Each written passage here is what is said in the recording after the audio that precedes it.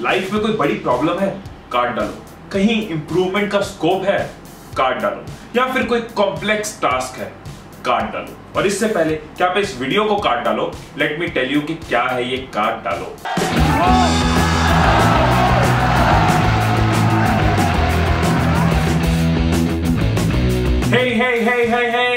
Hello.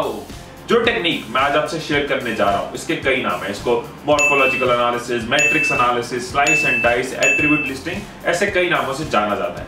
But जब भी मैं इस टेक्निक को यूज करता हूं तो मैं कहता हूं द काट डालो टेक्निक। ये टेक्निक आपके काम आ सकती है प्रॉब्लम्स को सॉल्व करने के लिए, इनोवेट करने के लिए, या फिर आइडियाज ढूंढने के लिए। वैसे तो ये टेक्निक हर किसी की लाइफ में कभी ना कभी काम आ सकती है, बट ये और भी काम की है उन लोगों के लिए जो बिजनेस में है, या इंजीनियरिंग में है, या फिर क्रिएटिव फील्ड में है। मैं एक कार की एग्जांपल लेके आपको इस टेक्निक के बारे में बताऊंगा। उसके बाद हम अपनी लाइफ के साथ इस टेक्निक को जोड़ेंगे। पहले कार ऐसी होती थी, फॉर एग्जांपल 1950 की मर्सिडीज ई क्लास, और आज कार्स ऐसी हैं 2016 की मर्सिडीज ई क्लास। अगर कार मेकर्स सिर्फ ये सोचते कि कार अच्छी करने के आइडियाज ढूंढने हैं, कार को और बढ़िया करने के आइडियाज ढूंढने हैं, कार कैसे इंप्रूव की जा सकती, कैसे इंप्रूव की जा सकती है, तो शायद आइडियाज ढंग से नहीं आते, दिमाग का स्विच ऑन नहीं होता। मतलब ये ठीक टेक्निक या ठीक स्ट्रेटजी नहीं होती आइडियाज ढूंढने के लिए। किसी भी चीज को इंप्रूव करने के लिए अगर आइडियाज ढूंढने हो ना, तो उसको पार्ट्स में डिवाइड किया जा सकता है। This is how companies improve, this is how companies innovate. तो हम कार की एग्जांपल ले रहे हैं,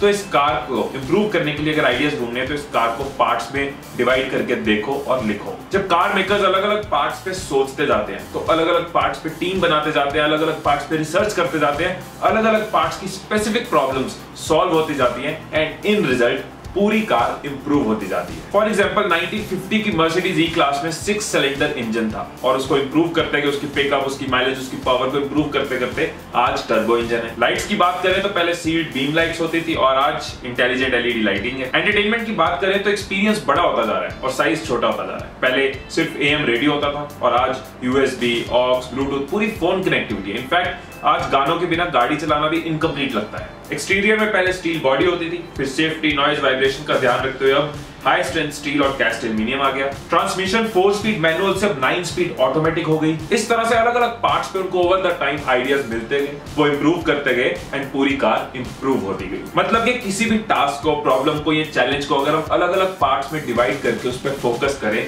उस पर अलग अलग सोचें, सोल्यूशंस इंप्लीमेंट करें, तो ये ओवरऑल हमारे लिए बेटर हो सकता है। ये फॉर्मूला बहुत जगह हमारी पर्सनल एंड प्रोफेशनल लाइफ में हमारे काम आ सकता है। एक प्रोफेशनल लाइफ की एग्जांपल लेते हैं कि आप कस्टमर रिलेशनशिप मैनेजर हो और अपने प्रोसेस को इंप्रूव करना चाहते हो, या फिर कस्टमर डिससैटिस्फैक्शन वाली प्रॉब्लम को सॉल्व करना चाहते हो, तो अपने प्रोसेस को काट डालें। सो कस्टमर रिलेशनशिप में इन्वॉल्व होती है कस्टमर क्वेरीज। कस्टमर कैसे क्वेरीज को भेजता है, क्या प्रोसेस है उसको इंप्रूव किया जा सकता है, क्या इंटरफेस को सुधारा जा सकता है, या फिर कस्टमर क्वेरीज को रिड्यूस कैसे किया जा सकता है। रेजोल्यूशन के ऊपर फोकस कर सकते हैं, कितना टाइम लगता है रिजॉल्व करने में। टीम को सोल्यूशन पता होता है कि उनको और नॉलेज की जरूरत है, ट्रेनिंग की जरूरत है। रिजॉल्व करने की अप्रोच को कैसे सुधारा जा सकता है। बॉडी लैंग्वेज इन्वॉल्व होती है, जेस्चर्स इंप्रूव करे जाए, टोन ऑफ वॉइस पे वर्क किया जाए, देखा जाए कि स्माइल हमेशा इंश्योर्ड है। कस्टमर डेटा कैसे मेंटेन हो रहा है, डेटाबेस के किसी कॉलम को बढ़ाना है या घटाना है, डेटाबेस के टूल में कोई इंप्रूवमेंट का स्कोप हो।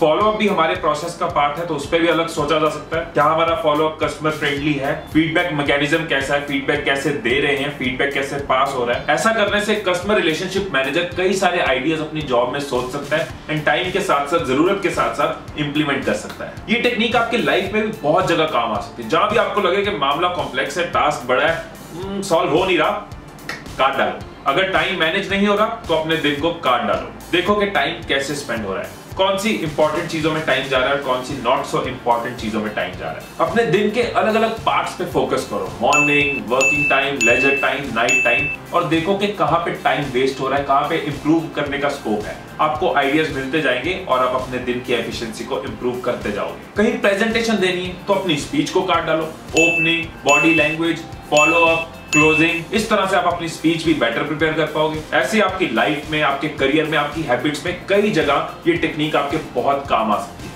कई बार ऐसी कुछ चीजें होती है जिनको हम सोच सोच के परेशान होते रहते हैं, लेकिन कुछ कर नहीं पाते। वहां पे आप उस चीज को काट डालो और आपको आइडियाज मिलने शुरू हो जाएंगे, और आप खुशी खुशी इंप्लीमेंट कर पाओगे। सो आगे से चाहे इशू छोटा हो या बड़ा हो, अगर आइडियाज नहीं मिल रहे तो उसको काट डालो, फिर बेटर आइडियाज मिलेंगे, बेटर अप्रोच मिलेगी, बेटर सॉल्यूशंस मिलेंगे।